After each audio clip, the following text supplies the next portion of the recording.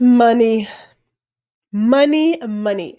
There are a handful of topics that we as a society choose not to discuss enough. There is a way that we do, but we're very specific about it.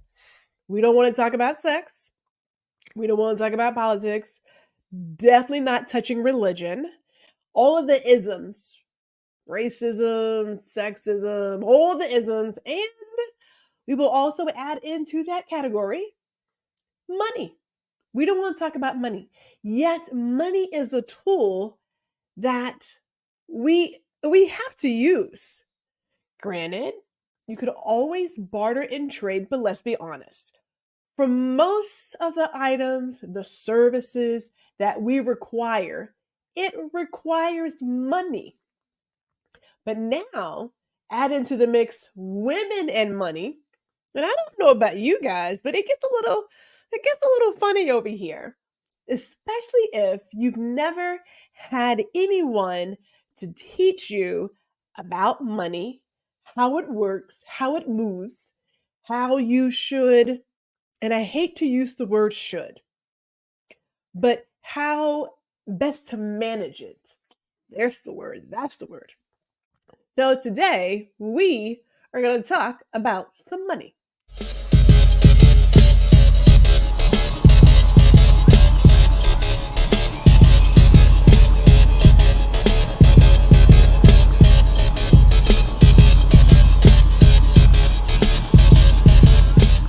Hello, welcome to Ladies Listen Up. I am your host, Gwendolyn G.R. Houston Jack. Money, yes, money. All right, it's time to get down and dirty. It's time to get honest about money. And we are specifically talking to women when it comes to this because the way society has us set up, and I'm going to say it, for a number of women, talking about money, having money really falls on having a provider to do all that for you. My husband typically does XYZ. My spouse, my partner, typically handles blah, blah, and blah. That's the norm. That's the norm. Or, pardon me, that is the norm that is shared in our society. And if you look at history, and I really wish I had the person who helped change this dynamic, but women did not get a chance to even have their own checking account until 1974. Ladies, I was born in 1975. It has not been that long ago that we have been handling our own money. So today's conversation is really about changing that relationship, being more open and honest about talking about money because it's a tool. Now, I said it before. Could you use trade and bartering? You most certainly can. I don't know about you guys and your grandmothers, but I've had grandmothers and aunts who bartered or traded some of their baked goods for something else. Is how they got stuff done. It is still a form of money, but most of the things that we're looking for now require the mean green. If you're looking to get a car, looking to buy a purse, put gas in the car, put groceries on the table, there's not a trade there. You're not bartering your time to get a bag of groceries. You need to put some cash on the table to get those groceries. So, where do you get your information about money? Now, I'm going to use myself because that's what I know. I'm going to use my dad as well. My mother and father had a really great relationship. In my opinion, a beautiful marriage. I have seen them be rich. I have seen them be poor. I have seen them have and have not. I have seen sickness and how they went through all the vows. So when I say it was beautiful, I meant that. Like they did all of it and worked through it because it is a job. But the one thing that my dad shared a lot with us, and my mother included, was how to handle the money. I watched them on a consistent basis weekly at the kitchen table, balancing the checkbook and checking the bills. Now, keep this in mind: 50 years they were together, married, 51 as a couple. When my dad passed away, my mother, she was a kept woman. She didn't have to worry about the money because Pops took care of everything. So much so that this retired minister, who is heavy in her faith, when she finally accepted that my dad was not going to win the battle against lung cancer, there was a moment where she panicked. And I had never seen it before. Mother is great. She understands death. So please don't take it as she didn't know. Mother understands death. Death happens. It's a natural thing. We coming and we going. End of story. So that wasn't where she was freaking out. It was, I am now going to take over this household. I have never taken over this household. I have never had to file the taxes. I have never had to have my car inspected. I have never had to budget for groceries. It was just there. And Pops was the private chef. So the grocery store is not where Mother thrived. She didn't have to worry about a thing. There was always her husband who took care of it. And it doesn't matter. It can be a partner, it can be a spouse, it can be whomever, significant other. But there are a number of us who have always had somebody take care of all of it. So my father, knowing that, he probably wasn't going to beat his lung cancer. And lung cancer advances really fast. I recall us sitting in the car after coming from the doctor, and he said, I need you to take care of everything for your mother. I was like, oh, okay, yeah, like, sure, like, no doubt. He's like, no, take care of all the things. And he gave me a list of stuff that was going to have to be done so that she wouldn't have to worry. And when everything was said and done, it was clear that it was my job to now step in and make sure that everything was going to be taken care of for her. So my lessons of money and how to manage money and the power of cash comes from my dad. Do I wish, looking back, that we had a few more lessons? Yeah, I do. There's always that. But he gave my siblings and I a really good foundation about money and having your own. Okay, so I'm gonna go ahead and say that. Watching them again sit at the kitchen table and go over the bills, talk about spending, does not does not erase the fact that Mother, when she had her credit card, would go shopping and wouldn't bring in the bags until after Pops was asleep. That did not escape me.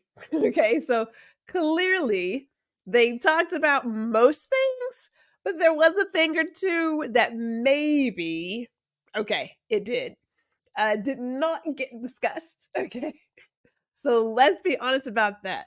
I thought, now why is Mother not bringing the bags in? Because we would get out the car. She's like, no, leave those in there in the truck. Let's leave them in there. I'll come get those later. I'm like, oh, okay.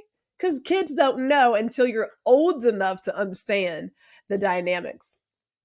But the few things my dad did bestow upon me was balancing your checkbook every Friday. And even though the checkbook is now digital, we balance it. Keeping an idea of how much you have in the bank, also keeping cash on hand. You never know where you're going to be someplace, and they don't take credit cards, they don't take debit cards, but they will take mean green. Pops was very clear that cash will always talk, always. So keep cash on hand. To this day, I keep a little bit on me. And then when I'm traveling, I for sure take extra because you may find yourself in a position where you need to have some cash on you. And I get that we are moving to a very digital world. I love my digital wallet. I love it. But cash will always reign supreme.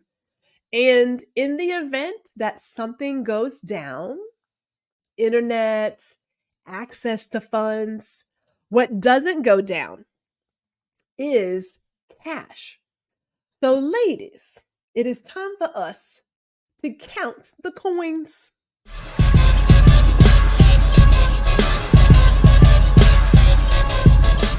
All right, let's get into the nitty gritty about money and counting. Okay, the one thing I will say, if I say nothing else, is you have to recognize your relationship with money.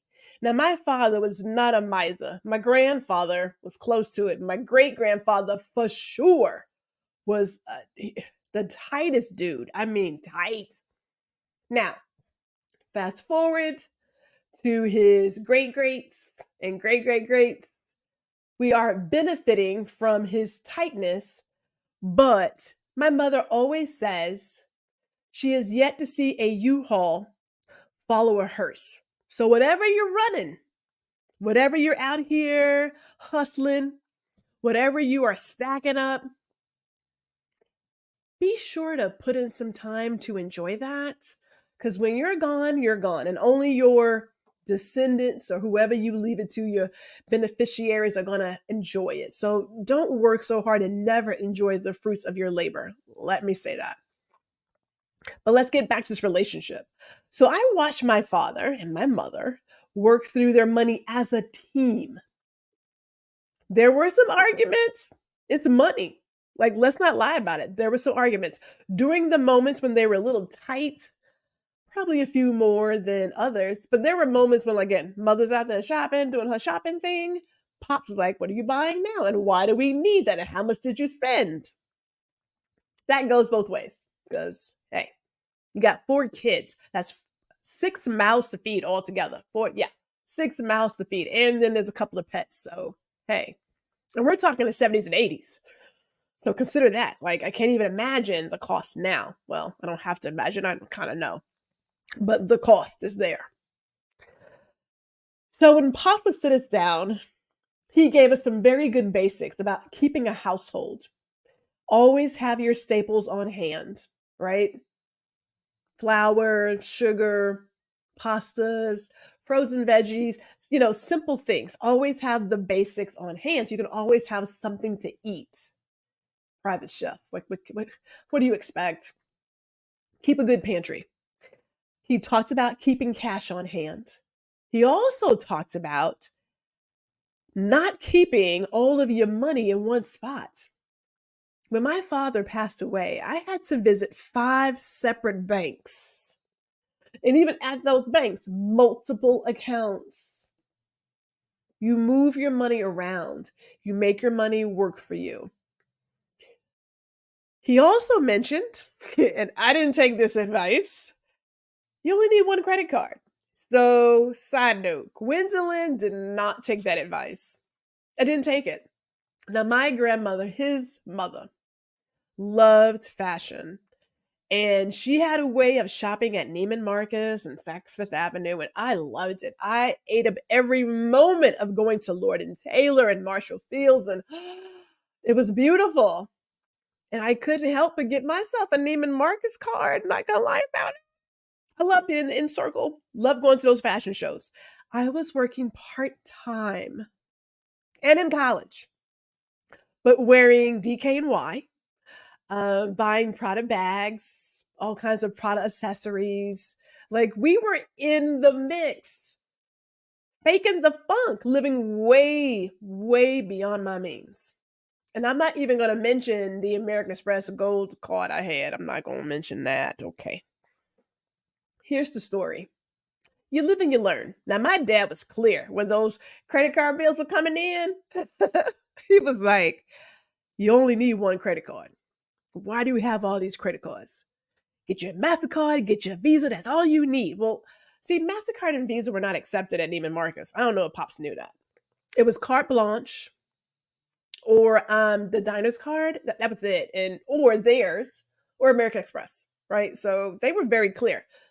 Fast forward, things have changed, but they didn't take all the regular. They didn't take that. They were not. They were about being exclusive. And I was like, Pops, don't worry about that. I got it. Yeah, I got it. I got it. We went through our stint of debt, and I am certain Perhaps a few you have as well, because in the American society, we believe in just financing our dreams. We don't really believe in getting the money to pay for it the day of. We believe in, you know what, I'll put on my credit card, I'll pay for it later. I'll make it back. I'll earn it by blah blah paycheck, right? Like we believe in that mindset. And it's only when you get burned because you didn't use your credit wisely that you change your habits about how you approach credit. Now, you need credit to get credit. So that's the funny part, but that's another conversation for another time. But he was clear, you only need one credit card. Because if you're going to rent a car, get a hotel, you need a credit card to do that. Now, I know they do a lot of debit cards now, but they'll hold the money, so on and so forth. At the end of the day, he was clear. But he mentioned keeping a rainy day fund. He didn't really say how much money should be in that fund. He just said, like, for emergencies.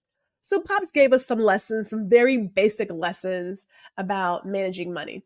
And I watched him. When Pops wanted something, typically he paid cash. Now, he used his credit when he needed it, but he paid cash. And when their credit was not good, when their credit was like trash, because we all go through our ups and downs. And I know we say we all, and there is a set of people who will never have this experience. And I'm okay with that. I'm talking to the masses right now. The masses. He got my mother this beautiful black Hemi engine quad cab from Dodge. Beautiful. He didn't get it with credit. His credit was not great. They were like, you know, Mr. Houston, your credit's not great. He's like, but I got this cash though. Do you know they left the lot with that truck? Cash, as my father says, will always reign supreme. Always. Because it talks. It talks a lot. So he left these lessons with my siblings and I. And the other lessons I grabbed as I learned from damaging my credit, like how to read the APR on those credit card applications. What does all of that fine print mean? And actually really reading it. Because as a kid in college, and yeah, I was a kid in college with a credit card. And mind you, my parents put me on their credit card early so I could start earning and growing my credit. Oh, and yet and still I found a way to ruin it. But we live and we learn. But I learned to read the APRs, but I also recognized my relationship with money. I enjoyed having it and I enjoyed fashion, but I also didn't want to be without. So when I ended up homeless, yeah, that rainy day fund, man, it goes by really fast. Can I just tell you that? I don't know what happened. It went by extremely fast. That 6 months, poof, gone, just gone. And I thought to myself, how did I get here? But more importantly, now that I'm here, how do I get out of it? And so I turned to my roots. Make everything cash. Keep a budget. Make sure you take your lunch. I can tell you, I had more than enough days of red beans and rice, or just beans and rice, period. Spaghetti. Good, simple pasta dishes. But I worked my way out of it. But I also knew that I had to be more upfront and honest about my relationship with money. I'm not going to look back at the past and say, Gwendolyn, you were awful. I'm just going to say, look, I had it. I lost it. I can bounce back. And I'm not going to return to the habits or the practices that got me into that boat. Once you get out of debt and you're able to purchase what you want freely and outright, you really don't want to go back to that. But keep in mind, at any point, you can lose your job. You could have a downfall in your business. All those things can happen at any time. But if you plan properly, and I hate to say properly, if you give yourself enough of a safety net, you can get through those hard times without without losing the shirt on your back and perhaps your home. And again, nothing is ever set in stone. Money comes in, money goes out. So we can't hoard it. That's not the message here. The message here is not hoarding the money, but learning to have a healthy relationship with money, learning how your upbringing, the money scripts that you saw in your household or from your friends or from your family, how all of that impacts how you currently handle money today. So, it is that time for us to do a little work.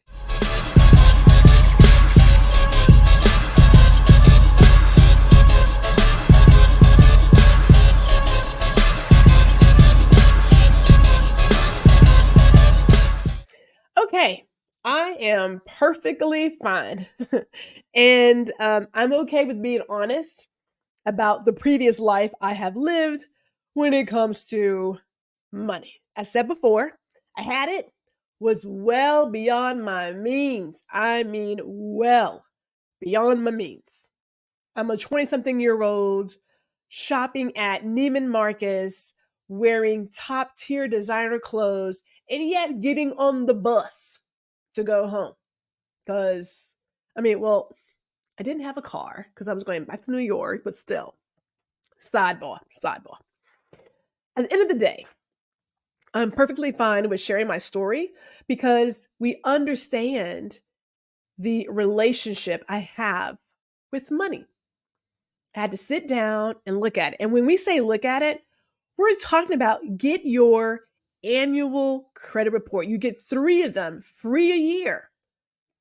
Free, free, 3 free reports a year. You get them.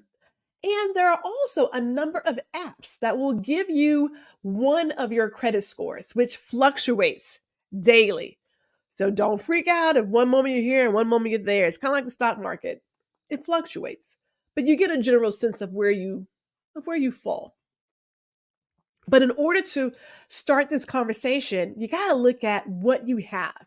What do you believe in? How do you see money? Do you trust yourself with money? Do you believe that you deserve to bring in the money that you're bringing in? If you work for yourself, how much do you charge for your services? Do you believe you're worth that? If you work for someone else, you want an hourly or salary wage, do you believe that you're worth it? Because some of us don't believe that we're worth it. And so when it comes time to negotiate a new salary, or it comes time to negotiate our pricing, depending on how we work in our own business, we don't believe that we're worth it. This is just tip of the iceberg in terms of conversations surrounding money. Looking at your past, not that it has an impact on your future, but it can. I don't see the way I handled money in the past as a failure. It's a learning opportunity. I have credit. I go out and buy stuff. The way I handled the credit is nothing like the way I handled it the first time around. We read the APRs. We understand how X, Y, and Z impacts all of this. I recall a good stint of time. I didn't pay a finance charge. A finance charge was a bad word to me. A bad word. I didn't want to see a finance charge. So we didn't charge anything to the credit card that I could not pay off by the very next statement. That's how we worked it. Learning new habits, because we can learn new habits, but more importantly, really thinking about our relationship with money. So I have a couple of ideas for you. One is Girl, Get Your Money Straight.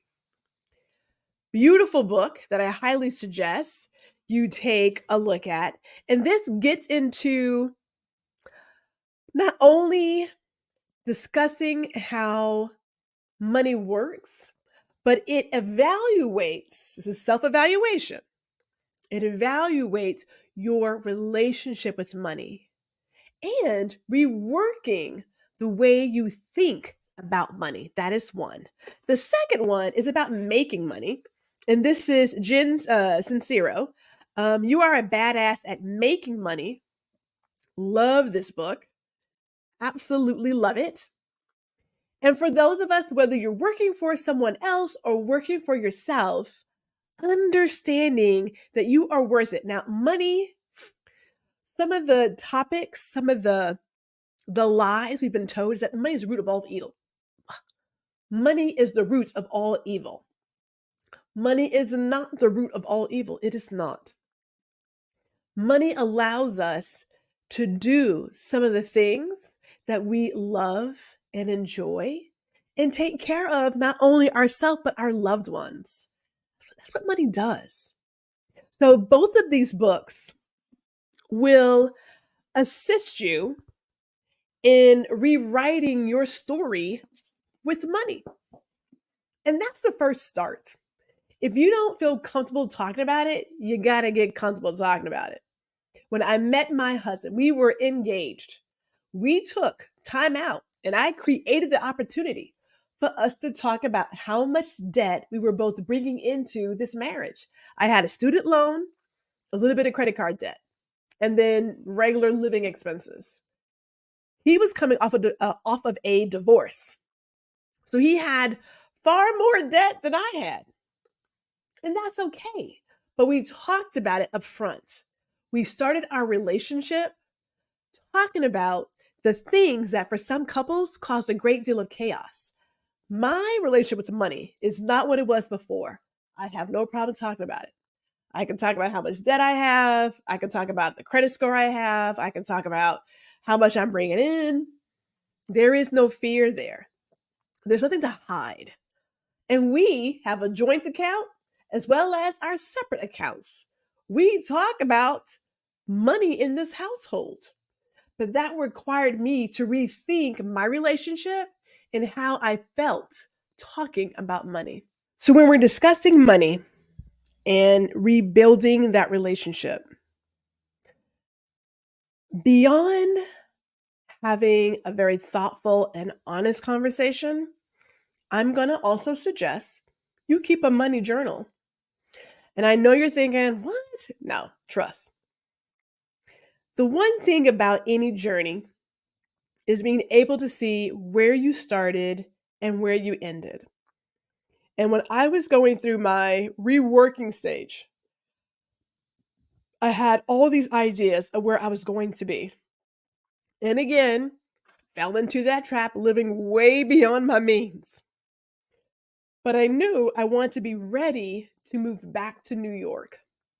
And I wanted to be ready to move back with a clean slate. I made a plan, got my journal. But number two, I got a partner. Now, I know it. We don't like telling our family and friends about what's going on when it comes to money, that we are barely making it, that we are $15,000, $9,000, $120,000 in debt. I get it. We don't like admitting that maybe we didn't know what we were doing with our money. The only way, no, that's not right. It's not the only way. In my opinion, the best way, in my opinion, to rewrite the relationship with the money is to be open, honest, and have a partner with you. It could be a best friend, it could be a family member, but find someone who can walk with you or a group who can walk with you through this journey. I had my cousin, I had my best friend. My cousin and I, we would share tips on how to reduce debt. And we celebrated each other's milestones as we reduced the debt in our profile. I was like, hey, we got one more credit card closed out. Perfect. I got one more ding taken off my credit report. Perfect. We celebrated the milestones. My best friend and I, we talked about the amount of debt we had, trimming the debt. If we even considered bringing on new credit to raise our score, we discussed the APR, we discussed the benefits, we discussed how much it would cost, like all the things. But when you have people to travel with you on your journey, It makes the journey so much easier. Not that you can't travel alone, because you could, but the human experience is so much easier when there is someone by your side, which is why I go back to it's good to have some friends. It's good to have somebody that you can talk to just say, this is me, full fledged, raw, 30,000 in debt, 580 credit score, making XYZ dollars an hour, trying to figure out how to get like, but once you set that down on paper, because now you're committed to what is truth, you're committed to what is true here, you can start working towards the future. You can say, I want to be XYZ debt free by this time. I want to pay for these things in cash. I want to get rid of blah, blah, blah credit cards. You can start working towards that. And it feels good when you can celebrate those milestones with someone else. Feels amazing, actually. Amazing. So, money journal, get you a friend that you can ride this journey with. Will make all the difference in how you stay the course, because it's time. And I'll just say this too, it is time. We know that certain aspects of your credit report are going to fall off in 7 years. Time is your friend. Some things, the easy things like the mistakes, yeah, the mistakes you can quickly get removed, but the history, that's time. It is time. Only time will wipe away that negative something that happened 8 years ago, right? That's only time. As you begin this journey, and this one, oh, it's a big one because it impacts everything you do, every single facet of your life. If you have enough, if you don't have enough, and money does not bring happiness. Let's go ahead and call it. It does not bring happiness, but it can buy bacon, it can buy champagne, it can buy chocolate. So it can buy things that make us happy. That's where that comes from. But as you start your journey on rebuilding your relationship with money, I advise you, I suggest that you give yourself the space and grace to grow and learn. We'll see you next time.